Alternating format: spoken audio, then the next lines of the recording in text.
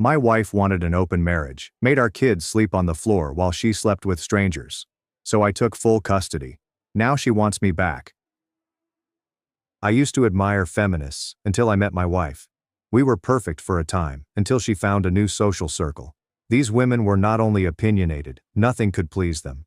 Could you hold the door for them? You believe that all women are children who are incapable of making their own decisions. Don't hold it. You are disrespectful and entitled. Walk behind them? You are a creep. Walk ahead?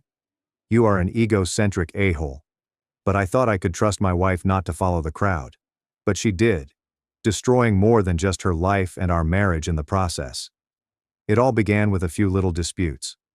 After a 14-hour shift, I'd left my plates in the sink, and I was suddenly blamed for every abuser who had not been prosecuted.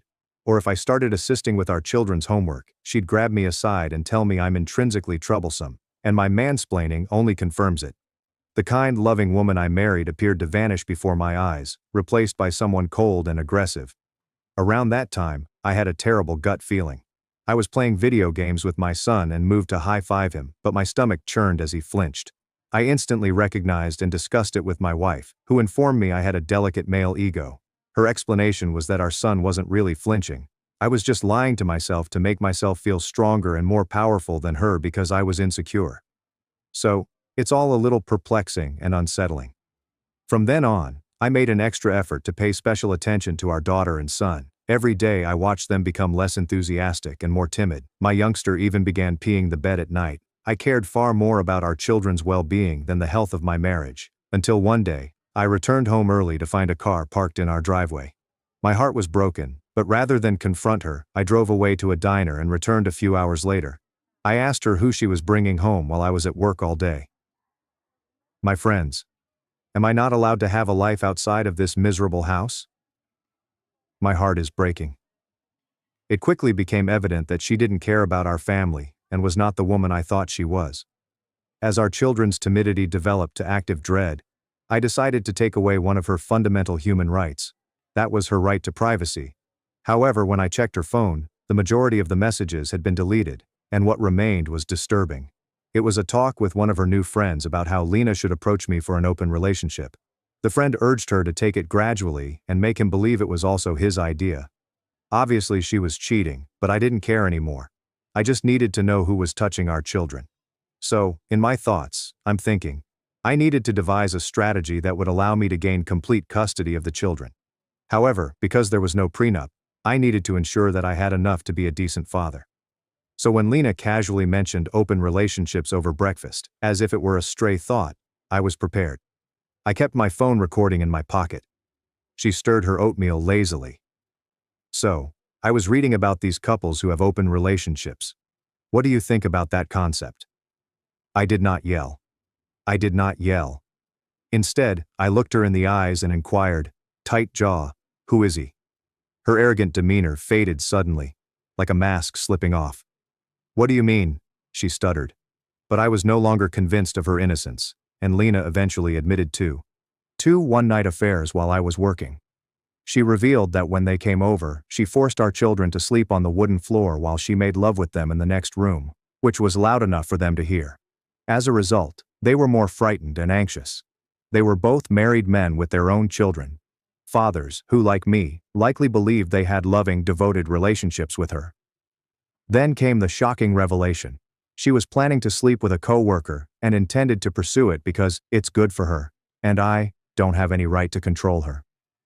The way she said it, with defiance rather than remorse, made it clear that this wasn't a confession. It was a declaration of independence from our marriage vows. The insanity worsened when she discussed matching me up with one of her friends who was really interested in me. She thinks you're hot, Lena remarked, as if offering me a consolation prize. I've seen this friend. Always angry, loud, and physically rude. I would not touch her with a 10-foot rod. My mind was racing, but I had enough control to ask for her phone. She revealed her unlock pattern with startling ease. While she used the restroom, I locked myself in my office. She beat on the door while I ran recovery software, revealing terrible evidence of explicit discussions, plans for meetings, and scathing remarks about me and our marriage. I also set up a tracking app before returning her phone and ordering her to go. Her response was wrath, not remorse.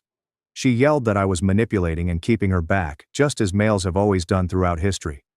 She claimed I never genuinely loved her, that all I wanted was to possess her, that she had every right to do so, and that I should simply accept it as the new normal for our marriage. During her tirade, I quietly collected her belongings and remained by the front door until she ran out of steam and left for her parents' place. As she proceeded down the stairs, I said, "You're single now? Do whatever you want. I'm not controlling you anymore. My lawyer will be in touch in January." Before she could respond, I slammed and closed the door, my hands shaking violently as the gravity of what had just transpired washed over me. Lena was discussing everything with her pals in a group chat, which I monitored via the surveillance software. They commended her for being assertive and demanding what she deserved. They convinced her that my divorce threat was empty. Want to bet? Men always make threats they don't follow through on. And that I'd crawl back once I realized what I was losing. What worried me was hearing them say she could accuse me of domestic abuse in order to ensure her future. One acquaintance boldly boasted about how she cheated her ex-husband and stole everything with bogus abuse allegations. She described exactly how to make the charges appear credible, what to say, and how to act, even proposing that Lena inflict minor bruises on herself as proof. I quickly purchased security cameras for my home. I realized I needed to document everything from this point forward. Then came something I never expected. Lena texted her affair partner to meet at a hotel. The message contained the hotel name and room number.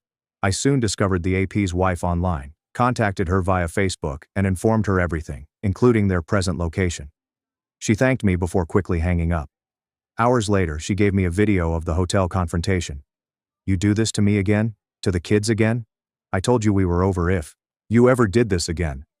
She filmed my wife getting dressed in bed. When I initially viewed that tape, I vomited. The visual confirmation of my wife's betrayal hurt me more than any spoken confession. The AP's wife smacked Lena and berated her for destroying yet another family. I messaged Lena, claiming I'd watched the video and didn't want her around me again. My entire body felt frigid, like if I'd been immersed in ice water. The woman in the video was unknown to me, not only physically in that compromising situation, but also as a person. The way Lena acted afterward was strange, as if she saw our encounters as a competition she was winning. She texted friends that I was breaking down and would be asking her to come home within a week. She appeared to be entirely removed from reality, unaware that we were genuinely separating. There was no sorrow, no acknowledgement of the anguish she had caused, only strategic preparation for how to win the divorce.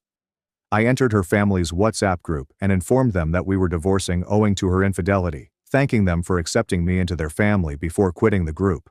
I received multiple calls and messages from her family members but did not answer. I couldn't stomach reliving the memories over and over, each time renewing the hurt. After telling my parents everything, my father texted Lena that she would not be welcome at Christmas. I'm currently residing with my parents, surrounded by childhood artifacts that bring some solace amidst the mayhem. My manager has given me time off until mid-January, knowing that I'm unable to perform professionally. Through monitoring, I've observed Lena's increasingly frenzied conversations with her friends. I don't think she understands that she has lost her family. Her marriage has ended, and her new pals don't really care about her. They provide toxic advice that only helps to drive her away from reconciliation. She sent countless messages and even showed up at my parents' house, begging to spend Christmas with us. My father threatened to call the cops if she didn't go, his cheeks flushed with rage at her brazenness. I've been Googling divorce lawyers in between crying fits. Initially, I believe I was in shock, operating on autopilot while making required plans. However, when I arrived at my parents' place, the pain hit me hard. Nothing makes sense now. How could someone change so dramatically? Was our whole marriage a lie? Was there anything I could have done differently? I only responded to her texts twice. 1. It doesn't matter what you say. I don't know who you are. You're not my wife. My wife would never destroy my heart and soul while smiling. We will get divorced. I don't care what you say or what you want. You have no right to demand anything from me ever again. We are over. 2. Like I said, you're not my wife. I don't know you. My wife would never condemn our children to growing up in a broken home. You, whoever you are, seem proud of what you've done. My wife was loving, caring, considerate, my best friend. You are a self-obsessed, self-absorbed abomination. The messages ceased after that. Perhaps reality had finally sunk in. The ache is awful. Sometimes I find myself staring at family photos and tracing the outline of Lena's face, wondering if that person really existed, or if she was always capable of such betrayal. I wish none of this had occurred. I wish we could go back to the past. But I cannot do that to myself. This is the worst Christmas imaginable. In a moment of weakness, I told the kids that mommy no longer wants to be a family and wants to be with other guys, so we're divorcing. They are devastated. Rar wept herself to sleep in my arms, leaving Noah speechless, his small face frozen in confusion. Thankfully, my parents are here to support us all. While I'm a complete wreck, barely able to function amidst the sadness, I'm attempting to put myself together for my children. But I'll never return to Lena. Her behavior was so disrespectful and heartless that it cannot be forgiven. I'm totally lost. Why would she expect me to do anything at this point? Is she psychologically ill? Has she always been this person beneath the surface, or has something fundamentally altered her? These questions torment me as I lie awake at night, staring up at the ceiling of my childhood bedroom. Sorry for the rambling post. I just needed to get things out where people might understand. Update. A lot has happened since my last post. I wish I could say I've been strong all this, but I've been a sobbing wreck.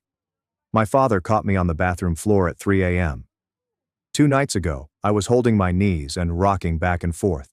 I was obsessed with Lena's conversations with her pals until I saw something that destroyed my heart. She recounted in graphic detail how our marriage, and especially our children, were burdens that prevented her from becoming a successful woman and living up to her true potential. She claimed I was an oppressive piece of trur, preventing her from having a decent life. That parenthood was a patriarchal trap created to keep women submissive. What crushed my heart was that she never provided particular examples of how we allegedly burdened or mistreated her, only broad charges based on gender politics rather than our actual relationship. In actuality, I have never prevented her from doing anything. I pay for everything. The minimum wage at her part-time employment was insufficient to support anyone. I've supported her hobbies, dreams, and aspirations, even when she dropped multiple classes midway through. I showered her with love and praise every day, romanced her, took her out, and supported her whenever she needed it. I've been the primary caregiver for our children on numerous occasions when she desired me time. If that is oppression, sign me up. I finally fainted out from emotional weariness. When I awoke, my 3 best friends, let us call them Ben, Tom, and Eli, were in the kitchen with my father, preparing dinner. These people have been there since childhood, through every significant life event. Ben is a former military member who lost his arm below the elbow in Afghanistan. We supported him when his wife abandoned him throughout his rehabilitation because she couldn't handle the new him. He scheduled a Zoom call with his counselor, who helped me grasp what was going on emotionally. He discussed how my marriage and role as a spouse shaped my identity. That component is no longer active. And, like an amputee, I am experiencing phantom pain from the dead part of my identity. This is what Ben meant. The marriage you thought you had no longer exists, and you're mourning it like a death, because it is. Tom is a wealthy executive at a security firm who keeps his true employment a secret. He phoned the top-tier law firm that his company employs on retainer. He's paying for my legal fees as compensation for all the times I took beatings from bullies on his behalf when we were kids. You protected me when I couldn't defend myself, he added, squeezing my shoulder. Now it's my turn. Eli, a private school teacher with 7 children, yes, 7, has been looking after my children while I recover. His elder daughters have been reading bedtime stories to Emma and Noah, creating a sense of routine in the midst of mayhem. Yesterday began with an STD screening. What are the results? Lena gave me chlamydia. I'll need another screening in 6 months for HIV and other STDs with longer incubation periods. My self-pity quickly turned into wrath. The doctor's compassionate expression as he prescribed antibiotics further heightened my sense of violation. Gloves are off. I'm pursuing full custody and will give her nothing if possible. My lawyer tracked out the ex-husband of Lena's feminist friend, who boasted about screwing him over. We spoke on WhatsApp, and after hearing how this lady ruined his life, leaving him homeless and not seeing his children for 4 years, I'm preparing for war. His voice cracked as he remembered living in his car while she enjoyed the house he had paid for, telling their children that he did not love them enough to afford a home. My attorney proposed a preemptive restraining order in response to Lena's disparaging remarks about men, particularly for our son's benefit. Growing up with an openly anti-male mom is clearly harmful, thus we are pursuing full custody. We're gathering proof of her abandonment of the children, her erratic behavior, and her recently adopted extremist beliefs that could jeopardize their psychological development. I had a Zoom call with Lena yesterday. She hasn't contacted me or the kids since she appeared at my parents' door. She looked more dolled up than I'd seen in years, with over-the-top makeup and a plunging neckline that seemed strange for what should have been a serious discussion about our divorce. Throughout the call, she attempted to provoke me into fury. As my lawyer recommended, I kept my calm and even informed Lena that I was taping the session for my records. She began with an outrageous statement about many varieties of penises and how she was looking forward to researching further in person once limitations were abolished. Her gaze moved off camera on occasion, implying that she was not alone. I just replied that I was only interested in discussing our divorce and child custody arrangements, not her interests. She became hostile when I refused to take the bait, calling me uninteresting and pitiful. She went to the bathroom at one point, but only hushed herself while discussing her next move with her companions. I watched as she cursed me out simply for being a guy, calling me various obscenities while her buddies encouraged her aggression. When there was no progress after 45 minutes of this behavior, I said, "Okay, fine. So this is a contentious divorce. By the way, you gave me chlamydia. And, unlike you, I have not been sleeping with anyone else, so you should go to the doctor." She only frowned as if she didn't believe me and said I must have given it to her. A preposterous accusation considering that I'd been faithful throughout our marriage. I forwarded the recording to my lawyer, who was horrified. "This is gold for our case," he explained. "Because I own her phone and service, we can lawfully utilize the chat logs in court. Her digital presence will be her downfall. It still hurts, but I'm treating it like phantom pain. I have given up on self-pity and am striving to defend myself and my children. We will get through this. My children will receive whatever therapy they require. Lena will soon be a distant memory, and I will construct a better life." Update, 2 weeks later.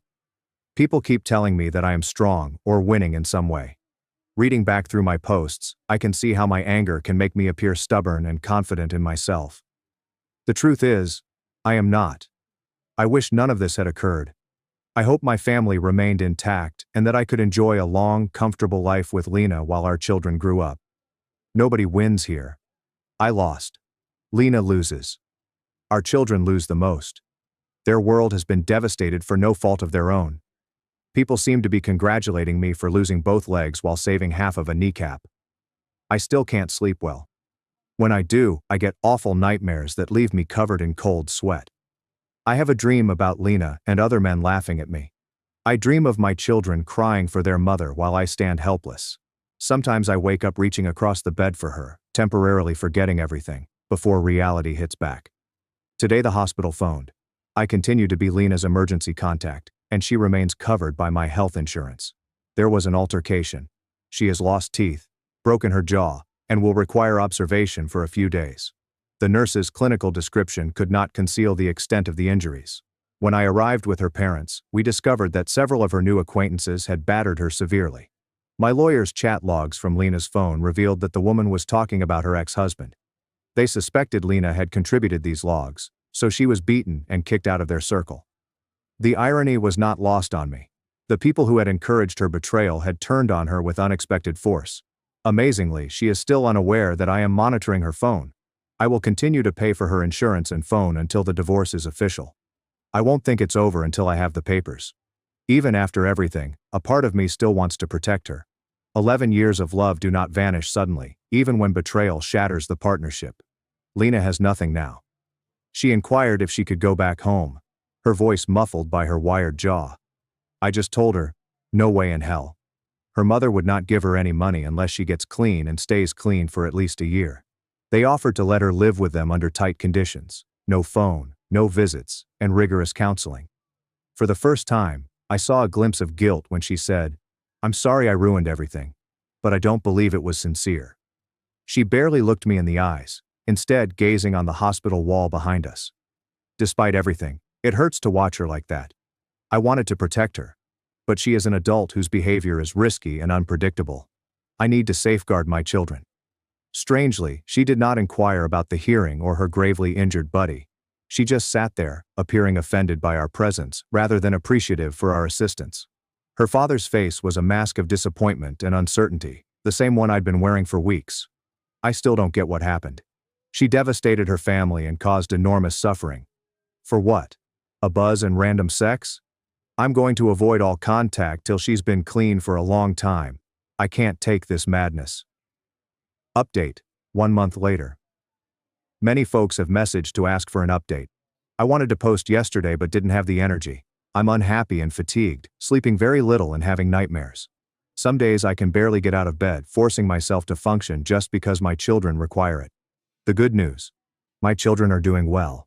My father has been great. We went skiing at his cabin this weekend. Only him, me, and the kids. It was fantastic to watch them learn, their faces flushed with pride as they mastered the bunny hill. For small periods, I could nearly forget what had happened. I have no communication with Lena right now. I spoke with one of her acquaintances who was in critical condition. She awoke but was in bad shape. Her nurse remarked that no one had paid her a visit. Her family refused to see her. The room was strangely quiet, just beeping machines and the odor of disinfectant. Worried that whomever attacked Lena would come for me and the kids, I requested to speak with this woman. She weirdly began our conversation by proposing sexual services for $20. Her eyes were lifeless, her skin pallid and bruised. I responded with $50 for information instead. What she revealed was devastating. All of these feminist buddies are heavy drug users. One of them, the one who boasted about destroying her ex, invited Lena into their group against the objections of the others and exposed her to narcotics. They sell sexual favors for drug money, using feminist rhetoric to shield their inflated egos. Lena initially bought into the idea but rapidly became addicted to drugs. She eventually began selling sex for drug money. I was devastated to learn that the woman I loved the most had become a prostitute in order to fund her addiction. It explains why she only wanted the money from our divorce. Each revelation felt like a knife to my already wounded heart. No one came to see this woman in the hospital because she had stolen, cheated, abused, and lied to everyone in her life. Without blinking, she expressed her sadness at having survived. She sees no hope for the future. I cried while listening to her story. Not for her, but for what happened to Lena. For the terrible decisions that led her down this path of self-destruction. I'm not excusing Lena's decisions. She chose to play with fire and lost everything. But understanding her addiction explains a lot of her strange behavior, personality changes, irrational anger, and complete disregard for those who loved her. Many Redditors who have dealt with addicts warned me that Lena might attempt suicide as her life crumbled. They were correct. She attempted a deliberate overdose. I discussed this possibility with her father, and we decided to keep a close eye on her. While at the cabin on Saturday, I received what appeared to be a suicide note. She admitted to her addiction and prostitution, claiming she had let everyone down and that she was taking the only option available. The words were rambling and disjointed, but the intention was clear. I immediately called her father and shared her location via the monitoring app. He discovered her unconscious on a park bench and rushed her to the hospital. She was hypothermic and barely surviving. I can't bear the thought of what would have happened if he arrived even slightly later. Despite everything, I didn't want her to die. The mother of my children, the woman I had once shared a life with. I wanted her to heal, even if we'd never be together again. They've put her on methadone, and her father has been appointed as her legal guardian after proving she abandoned her children, which appears to demonstrate mental incompetence more clearly than attempting suicide. This week, she will go through a sedated detox at a rehabilitation center. The doctors warned that the road to recovery would be long and difficult, with no guarantees. Fortunately, I hadn't canceled her life insurance yet, so the treatment is covered. I've offered to assist with finances, as long as Lena is unaware I'm involved.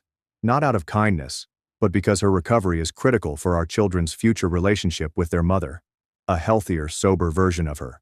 I was terrified that the men who had attacked Lena would come after me and the children, believing I had provided the incriminating chat logs. Tom's friend Mark, who benefited from the logs in his divorce case, decided to fix it.